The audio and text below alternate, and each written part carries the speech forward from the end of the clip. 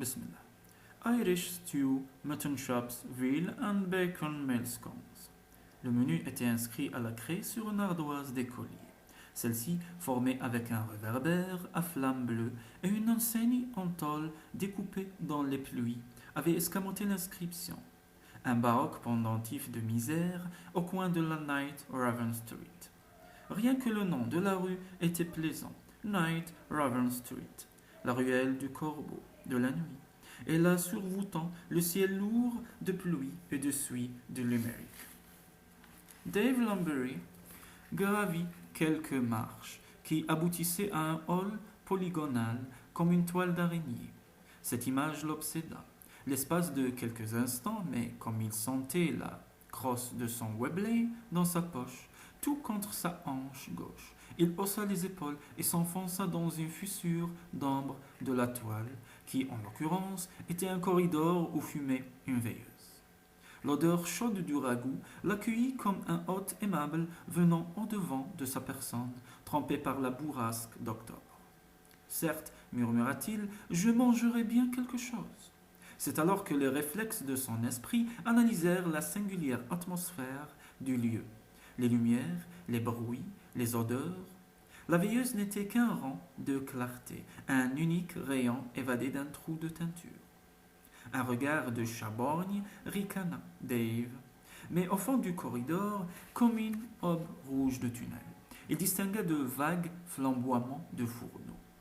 Les bruits étaient sympathiques et excellents.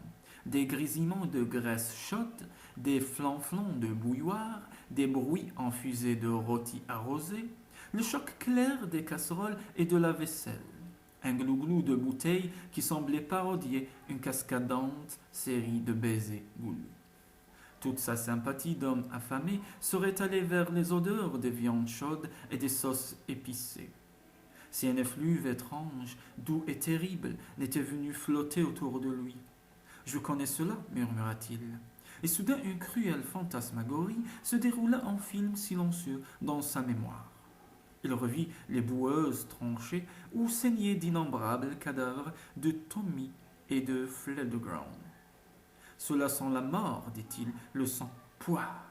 Au dehors, une affreuse rafale secoua les pendeloques de fer. Un coup de feu. Lointain claqua, suivi de la vrille aiguë d'un cri de souffrance. Et soudain, des soupiraux rouges, un autre cri monta en écho funèbre, mais dans le mur, une porte venait de s'ouvrir, toute grande. La lumière déborda en cataracte et un limonaire attaqua. À grand renfort de coups de triangle, de clochettes et de xylophones, le ragtime du jour. Nulle part, disait le voisin de table de Dave Lumley, nulle part vous n'aurez autant de viande pour 10 pence. Pourtant, devant ces tranches de rôti oblongues, roses et molles, Dave avait senti son appétit l'abandonner. La sauce brune où flottaient de fins morceaux d'oignons brûlés se figeaient dans son assiette. Ah, murmura le voisin, du rôti de veau à l'oignon. Délicieuse. Croyez-vous réellement que ceci soit du rôti de veau demanda timidement Lumley. Et si c'était de la baleine, ou du chacal, ou de l'ours blanc, qu'est-ce que cela pourrait vous faire riposta l'autre agressivement. Pour ces 10 pinces, sa seigneurie voudrait sans doute de l'esturgeon, grillé ou un petit cochon de lait bien tendre avec de la sauce piquante. Alors Dave Lumley remarqua la formidable gloutonnerie de tous ces gens qui s'empressaient autour des petites tables de fer.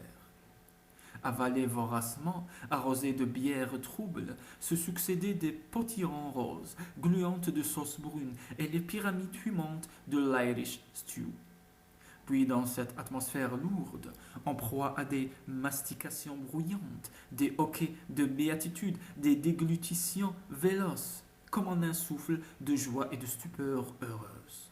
Ces 3 mots passaient en un leitmotiv de gratitude. 10 pinces seulement, 10 pinces seulement, au milieu de ces gens dont une faim sempiternelle et héréditaire avait limé les entrailles, se dandinait un singulier bonhomme en redingote bleue et coiffé d'un chapeau de papier rose.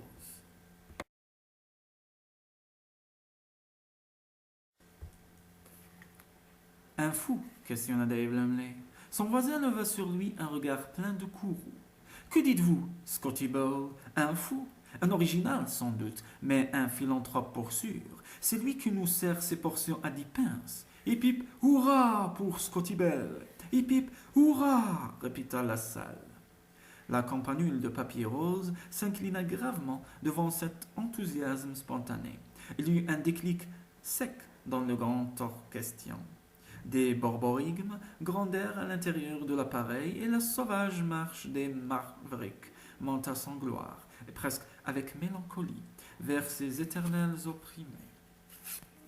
Violette cire, une petite main toute blanche tendait vers Dave de grotesques violettes en papier huilé, mouillées de quelques gouttes d'un affreux parfum synthétique, et au-dessus de ce bouquet de misère, il vit la double violette de 2 yeux tristes.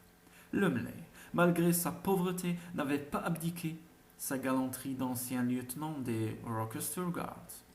« Je préfère la couleur de vos yeux à celle de vos fleurs, miss, dit-il en tendant un shilling. Un sourire navré, pourtant charmant, le récompensa. Puis-je vous offrir quelque chose? Proposa l'ancien officier, et sa main désignait un nouveau plat fumant qu'un waiter morose, à la tête de vieux clown, venait de déposer devant son voisin. La bouquetière jeta un regard bizarre sur l'étrange juteuse. « Non, pas ça, murmura-t-elle. De la bière, voulez-vous » Dave posa tendrement sa main sur la misérable menotte blanche et sentit qu'elle tremblait violemment. Il suivit le regard de Violette et vit, non sans dégoût, qu'il était rivé à celui de Scotty Bell. Scotty Bell n'avait rien de l'écossais dur et sec, taillé dans le rocher des montagnes. Il était petit et graisseux, ses abominables yeux de chouette, à la pupille fondue en longueur, rangs et immobiles, reflétaient en vert la lumière des lampes. « Je voudrais partir, sire, murmura la bouquetière, mais je voudrais partir avec vous. »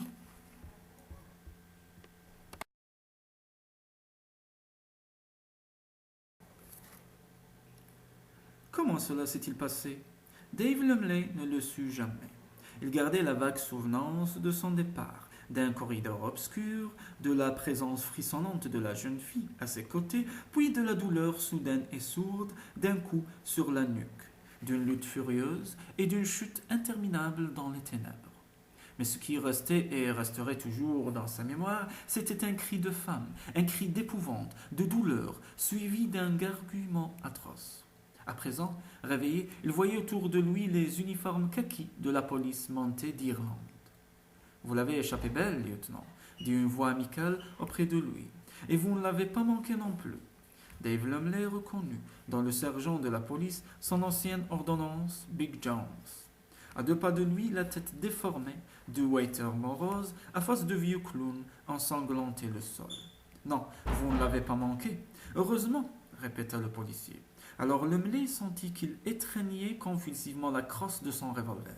« Non, ne regardez pas par là, » continua Big Jones. « C'est assez d'horreur pour aujourd'hui. » Mais Dave eut le temps d'entrevoir le cadavre de la petite bouquetière, la gorge large ouverte, et plus loin, dans la lueur rouge d'une lampe, il voyait les agents de police déposés sur un étal d'affreuses choses, des mains, des jambes, de flasques seins de femmes et une tête humaine grimaçant hideusement.